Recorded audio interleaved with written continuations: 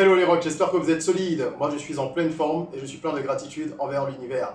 Aujourd'hui, nous allons voir un nouveau terme, business. Et oui, tu l'auras compris, c'est un nouvel épisode de notre série Les bases du biz, dans laquelle nous faisons de l'éducation entrepreneuriale. Si tu es sur cette page pour la première fois, bienvenue.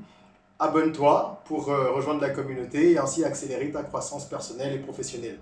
Alors à travers la série Les bases du biz, on aborde des thèmes, des termes, des concepts du monde des affaires qui ne sont pas forcément faciles à comprendre ou qui parfois sont des termes simples mais que les gens ne comprennent pas sous toute leur couture. Donc on n'a pas la prétention de faire des analyses exhaustives, mais on essaye au moins de présenter les concepts et surtout de souligner les avantages et les inconvénients. Si tu es entrepreneur, c'est extrêmement important pour toi. Même si tu es un entrepreneur expérimenté, on ne finit pas d'apprendre et il faut souvent faire non seulement une mise à jour de ses connaissances, mais également se répéter un certain nombre de choses pour les garder à l'esprit. Parce qu'on a souvent la tête dans le guidon lorsqu'on est dans l'opérationnel et il y a des éléments auxquels on ne pense pas toujours. Si tu n'es pas entrepreneur, ça reste un sujet intéressant pour toi parce que tu le deviendras peut-être plus tard, ce que je te souhaite, parce que c'est quand même une voie royale, même si elle est difficile, ou ça te permettra de mieux comprendre comment certaines entreprises fonctionnent pour pouvoir développer ton intelligence dans les interactions que tu mènes avec des marques,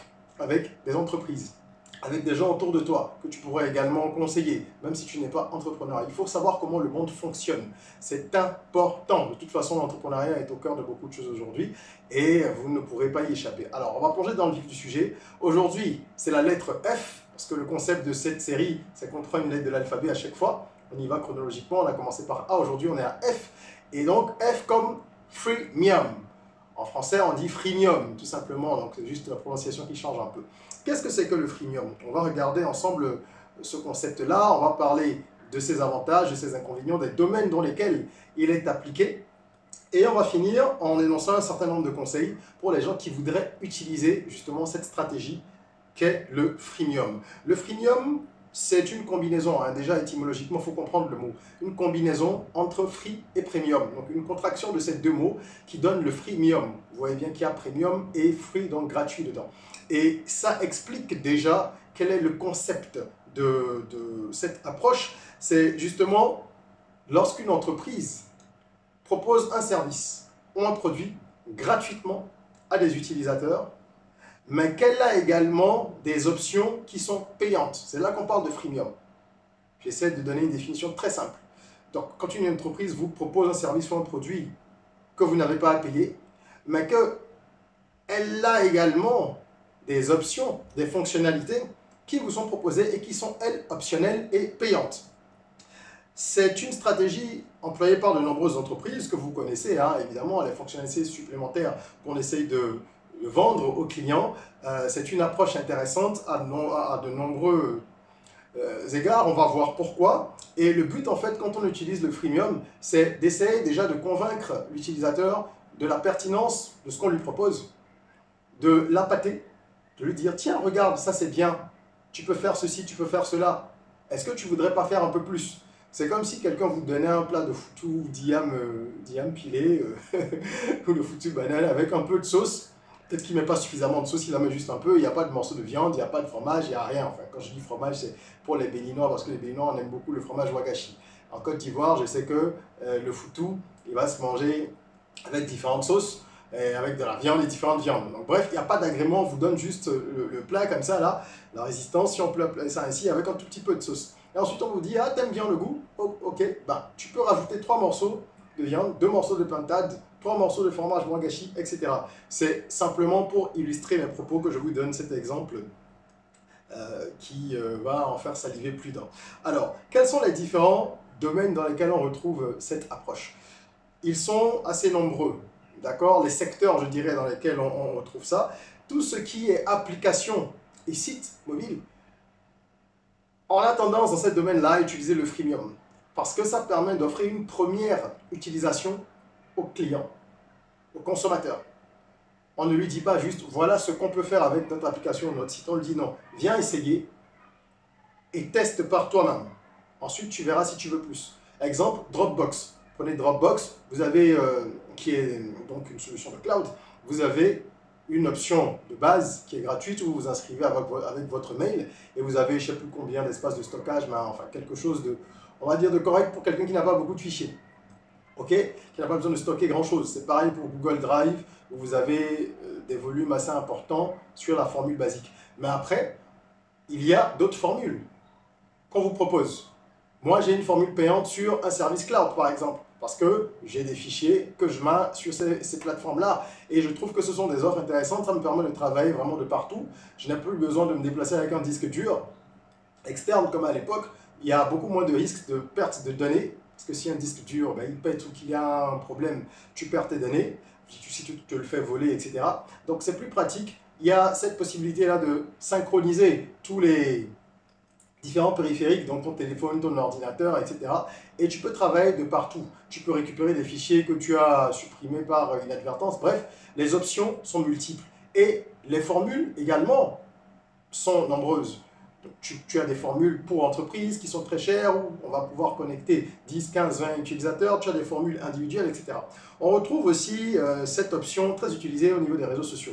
Exemple que tout le monde connaît, LinkedIn.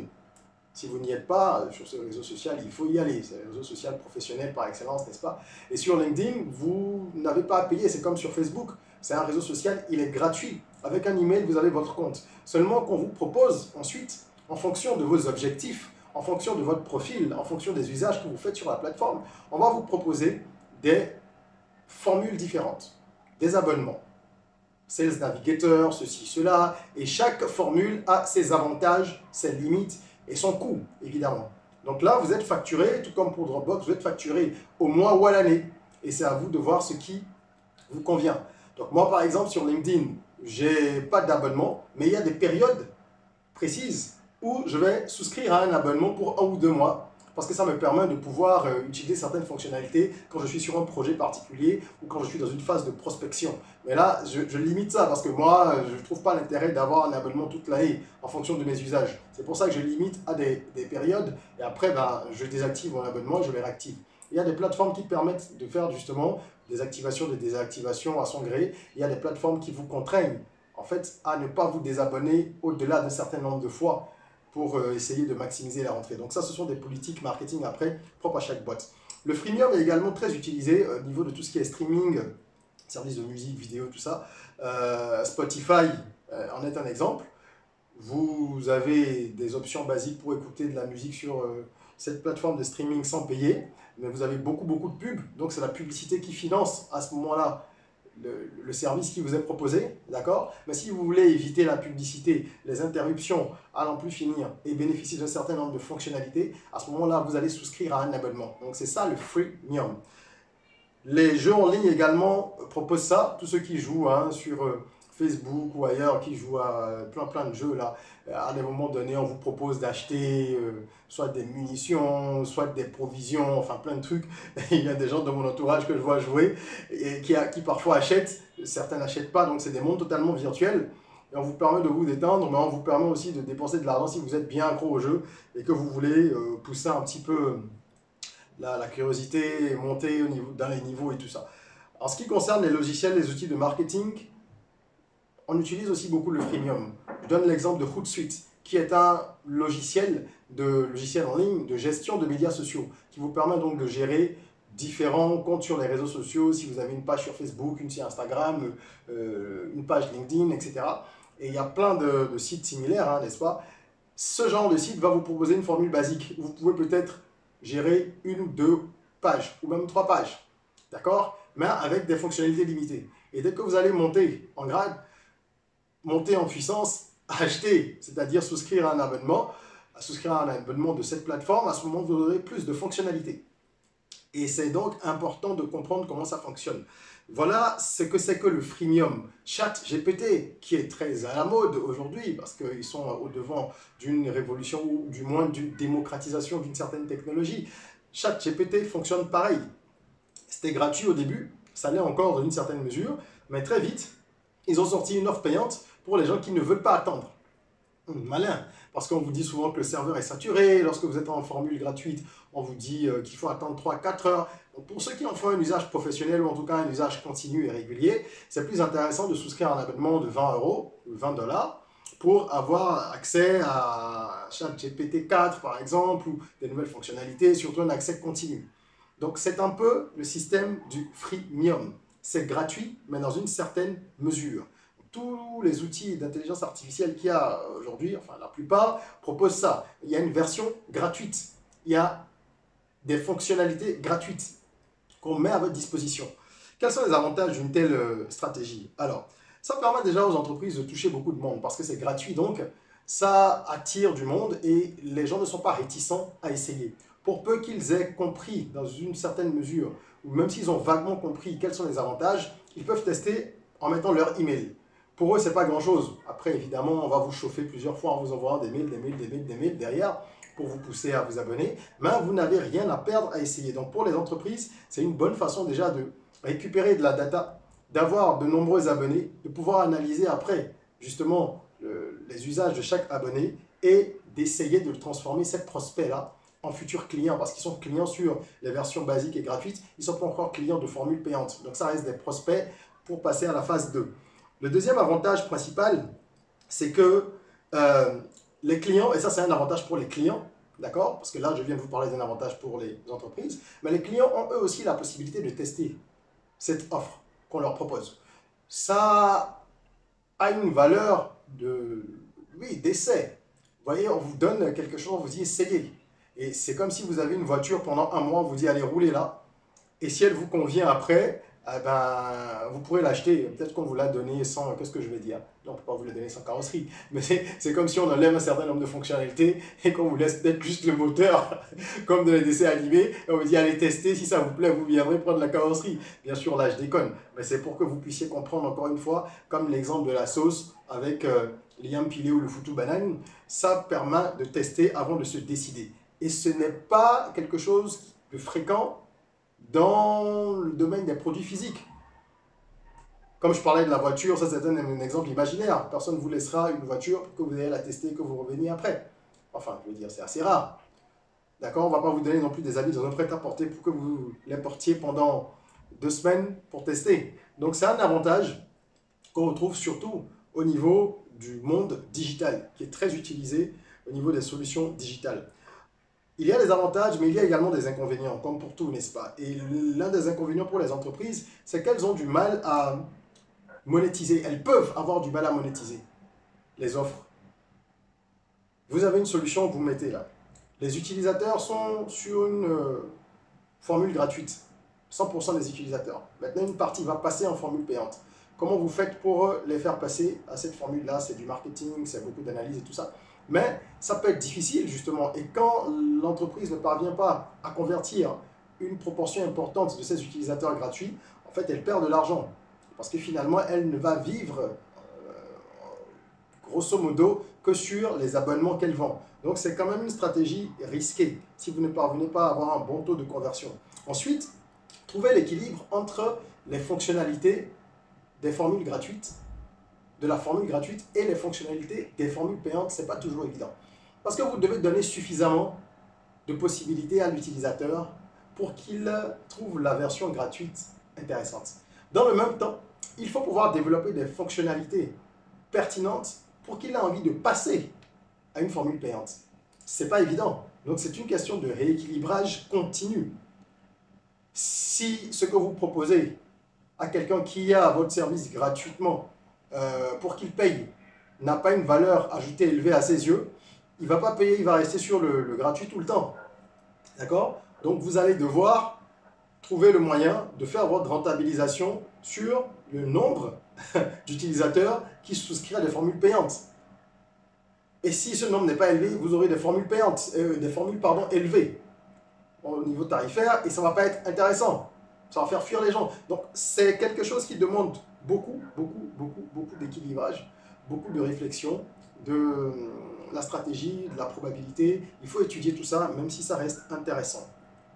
Alors, quelques conseils pour ceux qui aimeraient utiliser cette approche. Je la recommande, moi, personnellement, vraiment si vous êtes dans le monde du digital, du numérique. La première chose, c'est qu'il faut avoir, comme je viens de l'expliquer, une vraie valeur ajoutée sur les offres payantes. Parce que sans ça, vous ne pouvez pas convaincre les gens de souscrire à un abonnement. Ce ne sera pas intéressant. Il faut pouvoir développer des fonctionnalités intéressantes et qui rapportent à l'utilisateur quelque chose, que ce soit d'un point de vue de sa notoriété, d'un point de vue financier, que ça soit d'un point de vue du temps.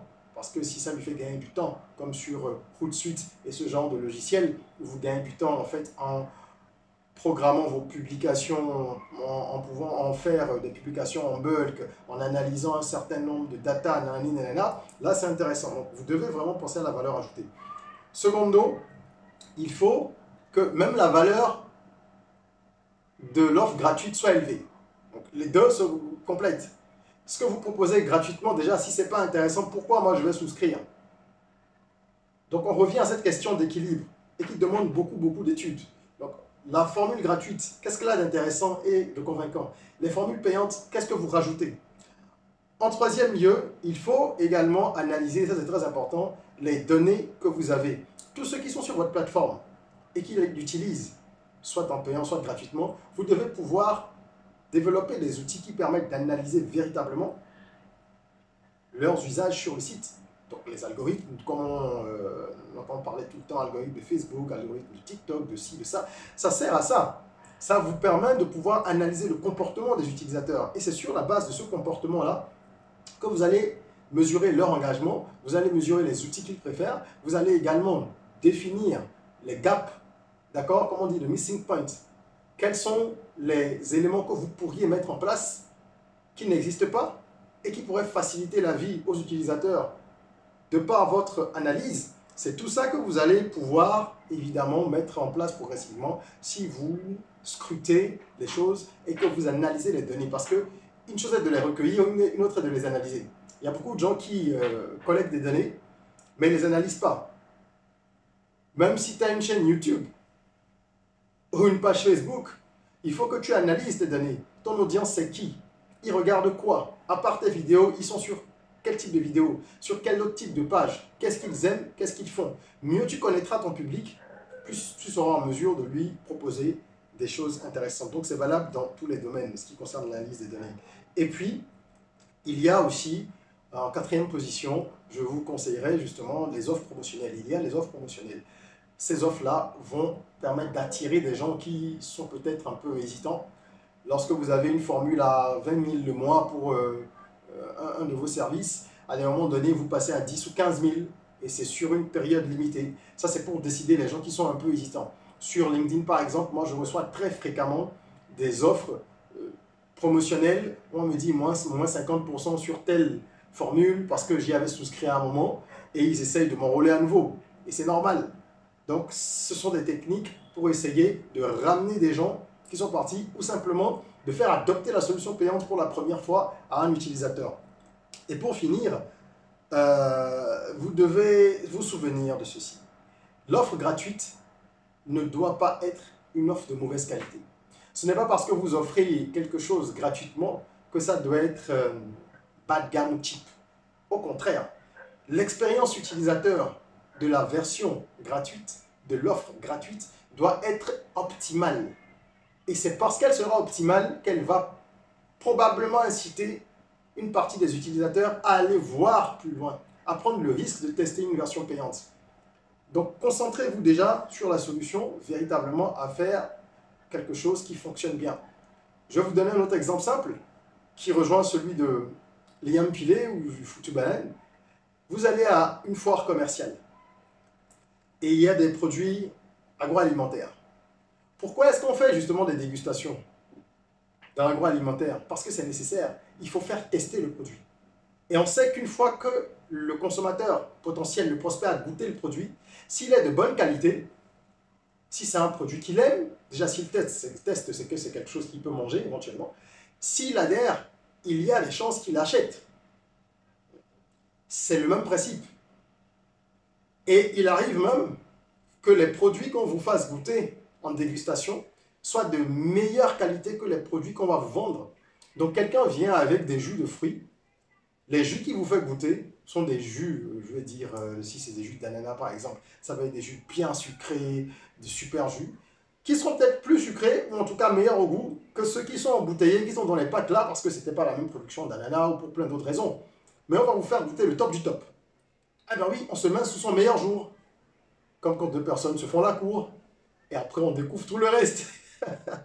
Donc voilà, je vous encourage à vraiment soigner la présentation, la qualité de vos produits et services, même si ce n'est pas dans le digital, parce que le premier contact est très important et ça va définir la suite. C'est un peu ce que je voulais partager avec vous aujourd'hui, cette stratégie qu'est le freemium, qui est de plus en plus utilisée un peu partout dans le monde et que je vous invite à regarder de très près parce que ça peut être utile pour votre business. Ça peut vous permettre d'attirer beaucoup plus de prospects et d'en capter une bonne partie par la suite. J'espère que ça aura été utile pour vous, cet épisode. Je vous invite à nous mettre un like, ça nous fait plaisir. Abonnez-vous pour rejoindre la communauté, comme je le disais. Partagez cette vidéo, ça peut servir à édifier d'autres personnes. Et puis, je laisse en description, là, dans la description, je laisse des liens pour aller découvrir notre univers. Vous pouvez vous former sur notre plateforme de e-learning academyrock.com, vous former à la rédaction de business plan. Il y a une formation également qui permet de se lancer dans les poulets de chair. Une formation qui vous explique comment maîtriser la publicité sur Facebook, etc. Donc il y a plusieurs formations que vous pouvez suivre depuis votre téléphone portable, votre ordinateur, et chaque formation est vraiment à des prix accessibles avec un expert pointu du domaine à chaque fois. Ok, donc voilà, je laisse le lien. Vous pouvez également booker une séance de consulting ou de coaching avec moi. Le lien est dispo. Allez découvrir mon album de développement personnel, mes ouvrages et tout le reste. En attendant qu'on se retrouve pour une nouvelle vidéo, n'oubliez pas, prenez soin de vous, de votre corps, mais aussi et surtout de votre mental, de votre esprit. Rêvons, osons, créons, soyons rock.